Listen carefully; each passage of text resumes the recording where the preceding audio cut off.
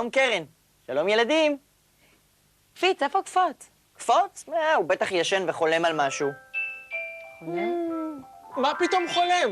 אני הייתי בגינה והשקעתי את האדמה, הדשא, השיח והברוש. אתה רק חלמת שהשקעת את הגינה. מה פתאום חלמתי? רגע, חבל על הוויכוח. לחלום ולדמיין זה דווקא טוב מאוד. רוצים לשחק במשחק הדמיון? אדמה, דשא, שיח וברוש? בטח שרוצים. גם הילדים בבית יוכלו להצטרף אלינו. כמובן! אז כל הילדים בבית, בואו הצטרפו אלינו. קדימה. קומו כולם. מהספה, מהכיסא, מהכורסה. בואו, נהדר, קדימה. הצטרפו אלינו קצת להתחמם, להתנער. טוב מאוד.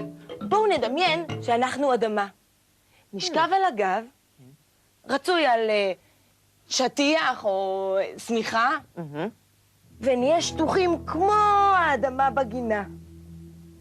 נרגיש שהראש נוגע ברצפה, הגב, הידיים, האגן והרגליים.